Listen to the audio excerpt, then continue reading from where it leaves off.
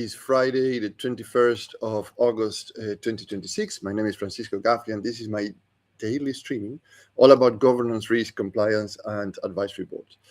Now, we're wrapping up the week. We have walked through the advisory board operating system, the model that we have in front of us, which is a practical way to use the advisory board, because many times advisory boards should not become another meeting where experienced people exchange opinions, or another talk shop, as they say.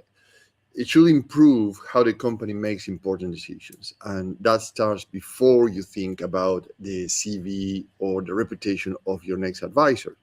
It starts way much earlier when you define your milestones and goals, and then look for the right profiles to advise your company on those specific business outcomes, right?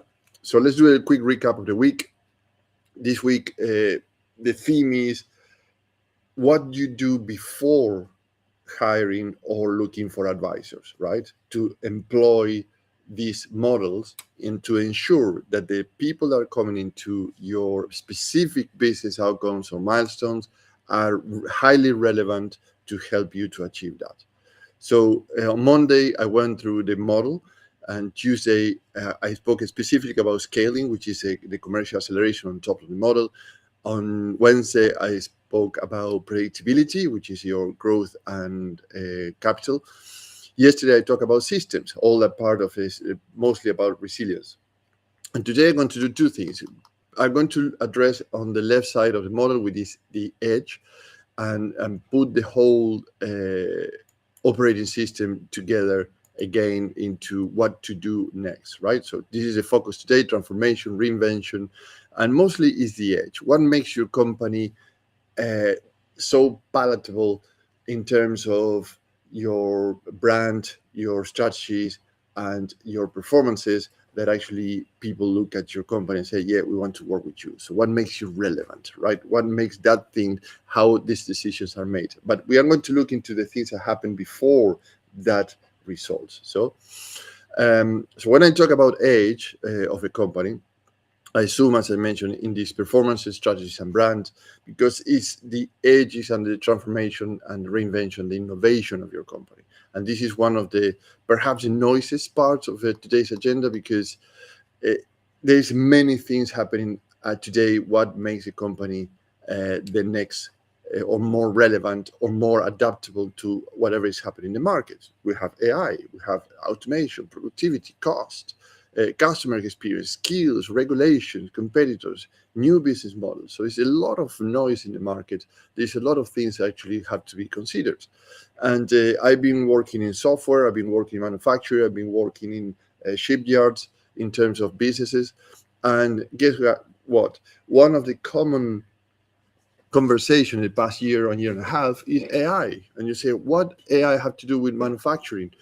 Because it's pretty much a labor intensive or automated intensive environment, right? So if you have manufacturers that are still gluing things together, and manufacturers that are with robots, so they do everything automated, and all of them had a different applications for AI, for example. So that what makes that utilization useful, and in the long term return of that investment in the organization.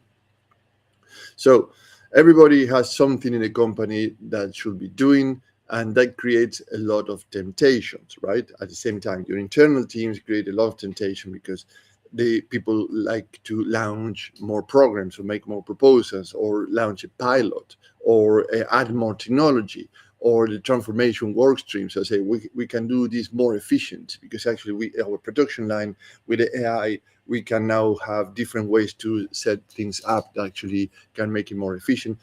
You name it. There's many things into what can be done and what cannot be done.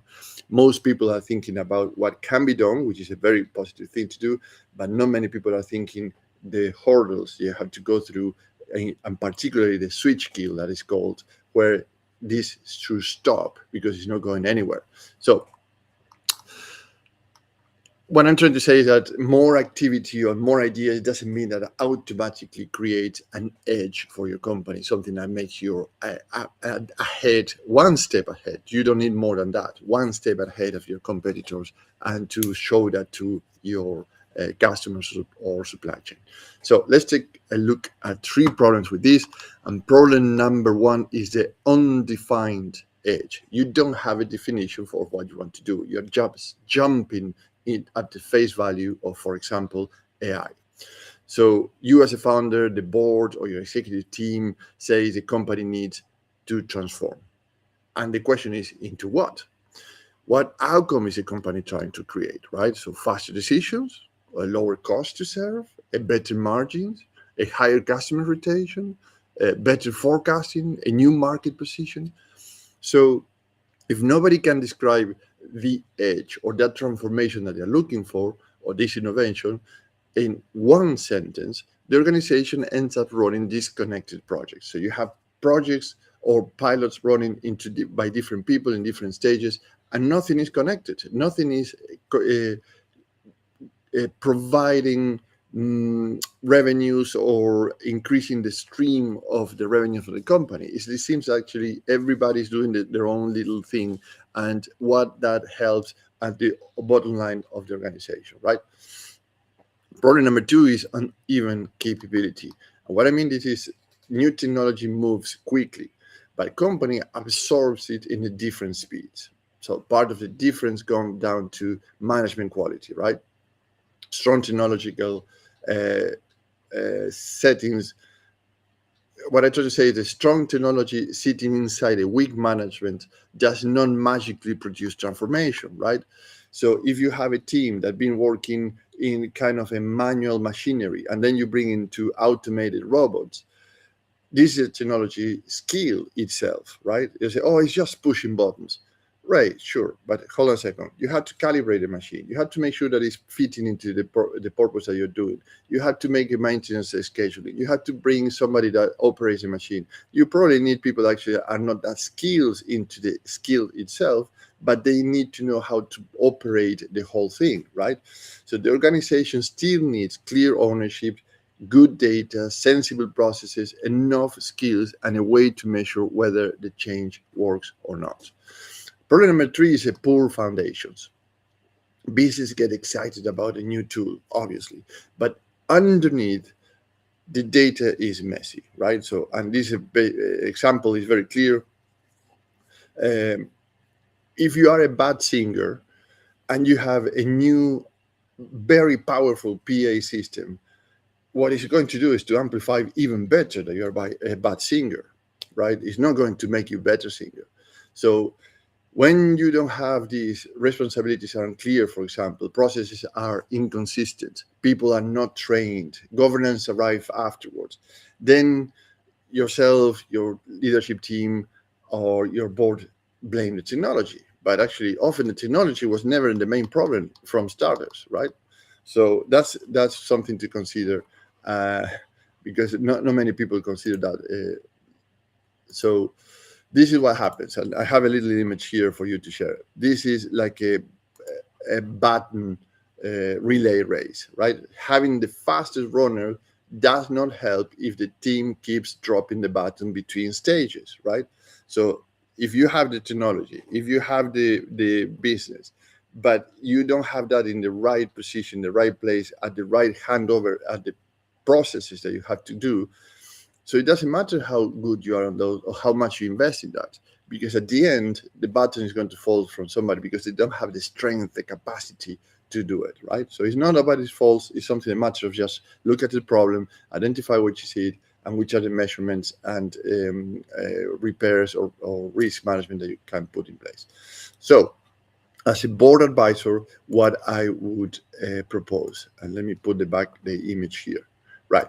So choose an edge. Yes, not 10, just only one. But for that, you need a cohesive team looking into what is the best thing that we need to look at. And there's a few questions I can provide you to help with that. For example, we are reducing cost to serve. That is one sentence. I say, we are reducing cost to serve. So meaning actually we have to produce certain business outcomes, services, products. So how you reduce the cost to provide that. Or we're improving forecast quality, right? And this is part of the predictability of the company. So if you say we are going to sell 100K or 100 million, how you make that more predictable, and how you what systems of playbook ensure that the forecast is quite achievable, right? So you have commitments, you have contracts, you have a sales team. So it's not something about acquiring new customers. It could be something like cross-selling or upselling the current customers. That is a more reliable forecast. Actually, we are going to market and acquire another extra point in the bottom line. It doesn't really, that is very open forecast. A more clear forecast is that we are going to increase 2 points on cross-selling and upselling our customers. That is a quality, it does better quality. Or for example, we are cutting customer response time, right? So you have a very easy way to measure that kind of things. We're improving retention, we are creating more repeatable products, etc., etc.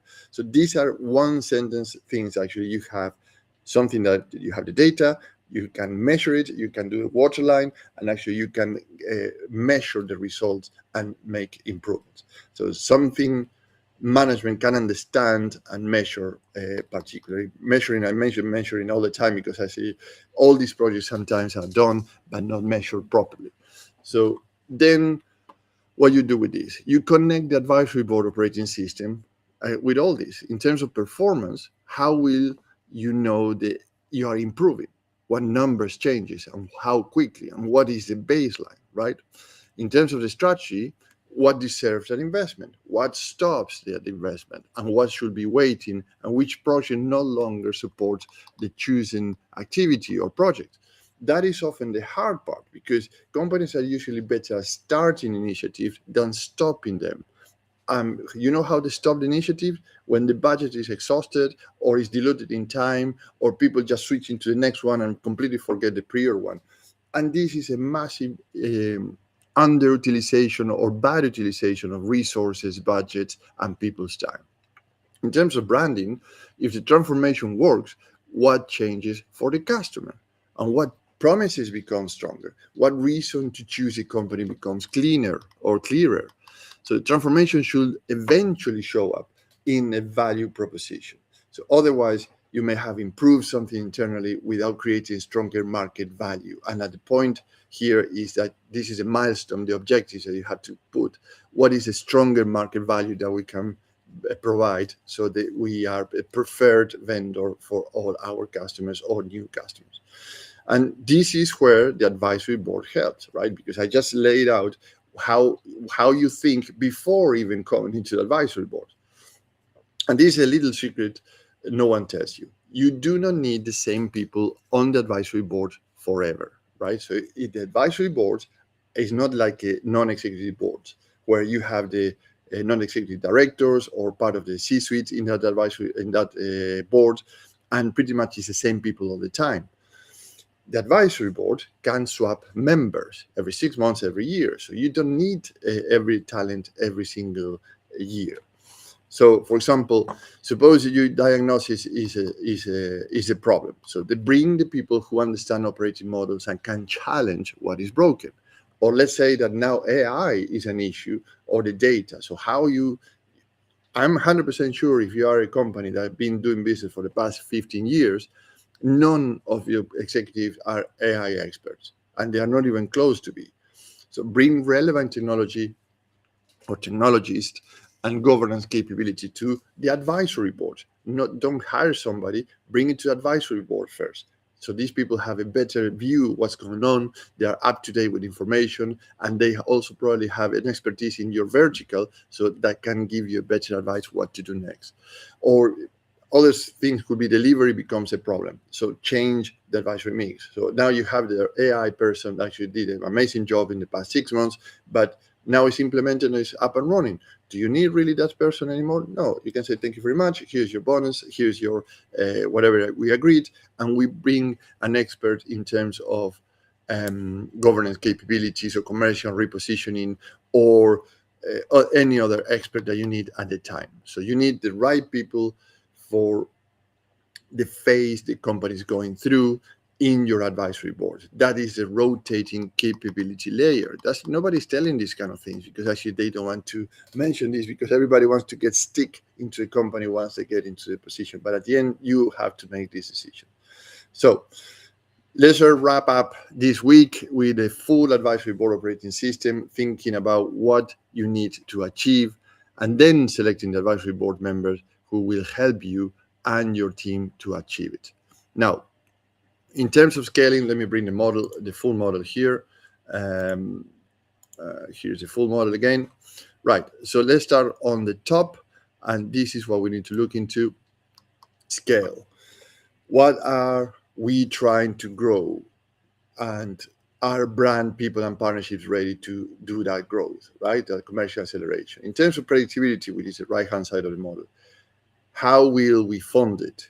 And are partnerships, revenues, and assets clear enough to trust, right?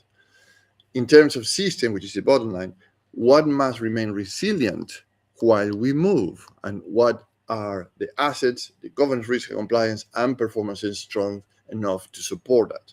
And in terms of edge, which is the left-hand side of the model, what future advantage are we deliberately building through the performances, the strategies, and the brand of our organization? Those are not four separate conversations, by the way. They are one board operating rhythm, and we talked about rhythm 2 weeks ago. So what comes first in which sequence? So the scales changes your capital needs, your capital changes your risks, risk changes your transformations choices, and transformation creates the next scale question, right? So it's like a constant movement of the things, and every part have a cause and consequence. That is why the advisory board sits in the middle. If there are not connected decisions, then pretty much we are working on disconnecting things, everybody doing their own stuff, and it's not helping the organization to go and grow together to the next level. And here's an interesting study done by the Bank of Development in Canada. They say that advisory boards found that 80% of the leaders say they would establish one advisory board again after the prior experience. The lesson was, or the feedback was not the percentage itself. It was the leaders found the value. So outside challenge, complementary expertise, a sounding board, a better preparation, a wider mix of capabilities. So this is not something that is arbitrary.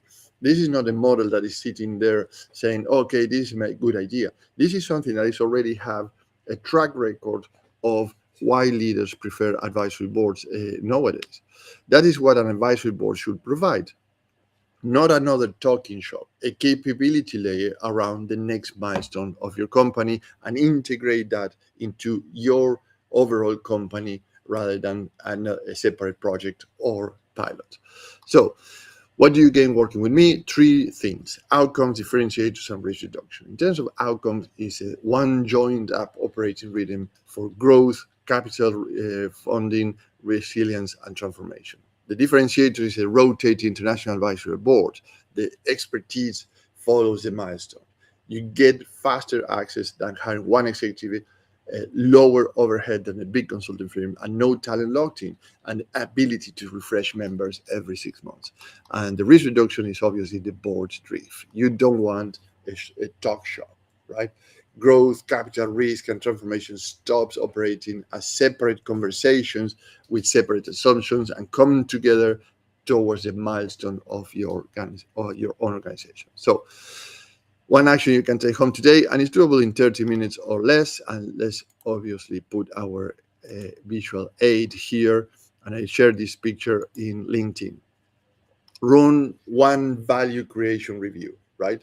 Put 4 questions on one page. What are we scaling as a company? What are we funding, or how are we funding it? What must stay resilient, and what edge are we building? Then ask whether the same board conversation connects all 4 answers. If these conversations are not all connected, then that probably would be the good idea to think what is the advisory board system that you're implementing or not, and that should be the agenda for the advisory board. So let's pause it for here for today and reconvene next week.